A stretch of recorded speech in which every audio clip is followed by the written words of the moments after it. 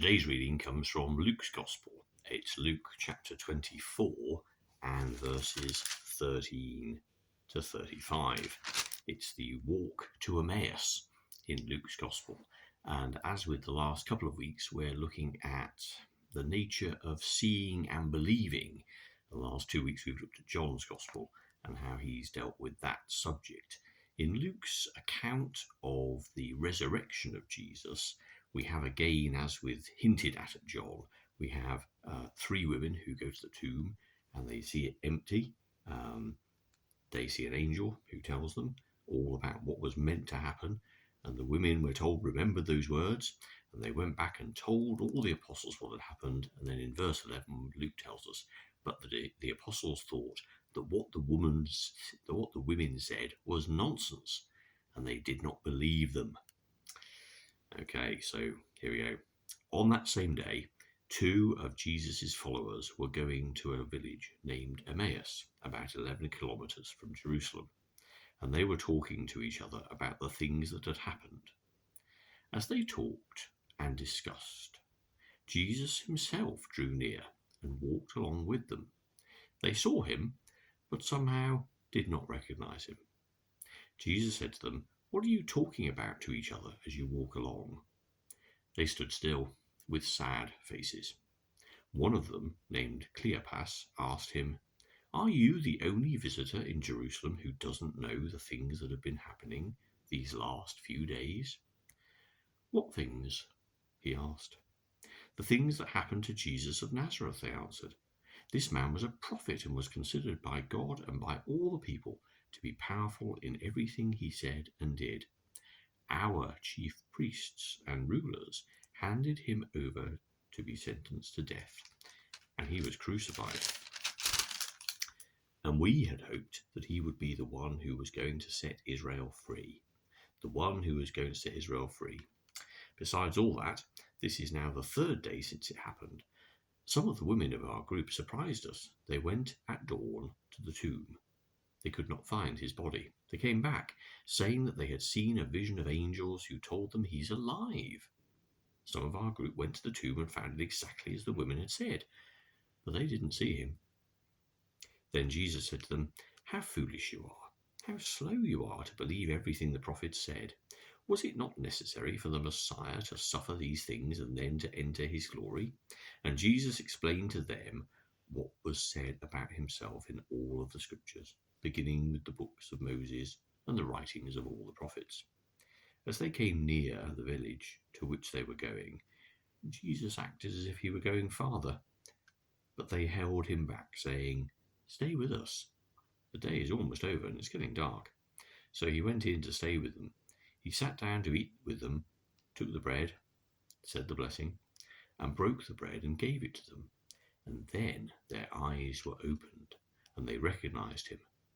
But he disappeared from their sight. They said to each other, "Wasn't it like a fire burning in us when he talked to us on the road and explained the scriptures to us?" They got up at once and went back to Jerusalem, where they found the 11 disciples gathered together with the others, and saying, "The Lord is risen indeed. He has appeared to Simon." The two of them then explained to them what had happened on the road and how they had recognized the Lord when he broke the bread.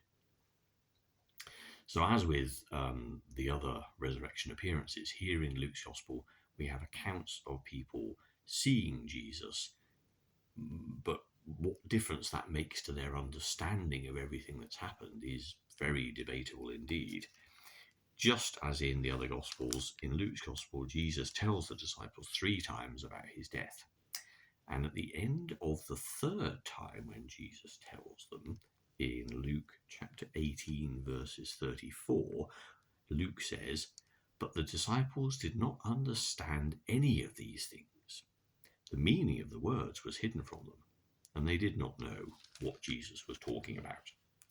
So when Jesus is not in the empty tomb, and the women come back and tell them that, they didn't believe it. So there's a sense of, like Thomas in John's Gospel, unless I see it myself. But also they just didn't get the fact that everything Jesus had said had now come true. So there they were. And now we have these two figures walking to Emmaus. and they are talking about everything, and they are sad. So, just as we see last week in John's Gospel, Mary standing there weeping at the empty tomb, and Jesus says to her, "Why are you crying?" So, we have here these people who have been witnesses to the very things that Jesus said would happen, and yet they are sad, and yet they walk along distressed. And the reason for that, of course, is that A, they haven't fully understood what Jesus said, but B, they are still focused on their own ideas of how things were going to work out. Notice that they say to them, they claim Jesus to be powerful and recognized by everyone as someone sent from God, but they say, "Our chief priests and rulers handed him over to be sentenced to death." Our chief priests and rulers.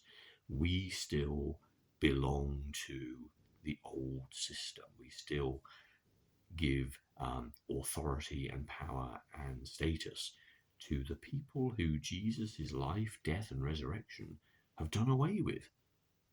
So they still have that. And they still have a sense of their own ideas of how things are going to go. And we had hoped, they say, that he would be the one who was going to set Israel free. So they're very clearly fixing their own idea of how this whole story of Jesus' life and death and resurrection was actually going to play out. And they were disappointed, and the truth of what had just happened was hidden from them because of their own grief and because of their own expectations. So Jesus explains to them everything that was going to go on. And he, in his walk with them, transforms them from sad, distressed people to those who think, "Wow, it's great." And as they said later, a fire was burning within us when he was explaining the scriptures to us. They understood and were transported from a situation of being distressed to one of excitement and one of hope, when there was a burgeoning sense of what actually was going on. And it is when Jesus broke the bread that they recognized him, just as when Mary hears Jesus say to her, "Mary," then she understands, and then she recognizes who he was. And then, at the moment of breaking bread, Jesus vanishes from them. And the gospel writer is again dealing with this issue of, does it actually matter if you see the risen Jesus, as opposed to whether you understand everything that he has done in his life and leading up to his death, how that is a fulfillment of what was always meant to be, of how it is demanded from each of us that we stop thinking about our own agendas and our own ideas about what God is and what God does, because God is God. And what God has done in Jesus is come and show us a life of unconditional love, a life that sets people free, a life that suffers and gives because of God's love for us.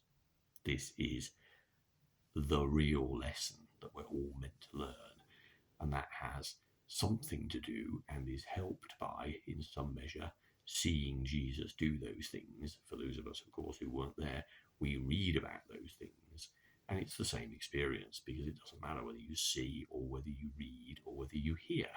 What matters is what you do with that knowledge. Are you thinking, "Do you know, I can see this with a fresh pair of eyes and accept it for what it is, and it's absolutely glorious"? Or you can think, "Well, that doesn't quite fit with the way I think things should be. That's not quite my God. That's not what I believe God should do." And the minute you start using words like "our chief priests" and "we had thought," then you know that you're always focused on yourself, and that what God is doing and what God is showing to you isn't in any way, shape, or form impinging upon your soul or your heart. So they go back, and at this point, they share the news with the disciples. Somehow, we're not told how, Jesus has also appeared to Simon, and he has that amazing kind of joy too. He's seen, but as for what difference it made to their lives, just as with John's Gospel, because what happens after this, of course, is that Jesus then appears to all of the disciples, and we're told that when they saw Jesus appear to them, they were terrified, thinking they were seeing a ghost. So seeing clearly isn't believing. They hadn't got it through all of these little messages that we have. And what Luke's done with these two people walking to Emmaus is given us a very interesting other angle. The focus has moved away from the women who went to the tomb and the disciples who saw something or didn't see something and were sad and distressed and afraid of their lives behind locked doors. Here we have two people going away from the scene where it all happened, full of sadness, full of disappointment, because God hadn't worked out the way they worked. And so it's a good lesson for all of us, isn't it? That this is the point. God can be active in our lives, and we're busy walking away, spending our time thinking, I wish God would do something different. And we just don't understand what we have seen, what we have experienced. Because for us, it may be that there are times when Jesus walks alongside us and carries us and speaks to us. In fact, I think that happens a great deal. But of course, if we don't understand what God is doing for us in that moment, then it counts for naught, and we can continue to spend our times focused on ourselves and focused on the things that we think should really happen, as opposed to being aware of what's happening in the world, seeing God in people and in situations, and understanding and giving praise to God. But ultimately, of course, just like the disciples, we have in our gospel records the information we need to know. Now, it may well be that we still sit where the disciples are, and we do not understand any of these things. We didn't, and we don't know what Jesus was talking about. That can be our state. But praise God that we read these things and we understand them, and we see God's love revealed in others and in the world. And for us, we are able to come home and understand what God has done for us in Jesus Christ.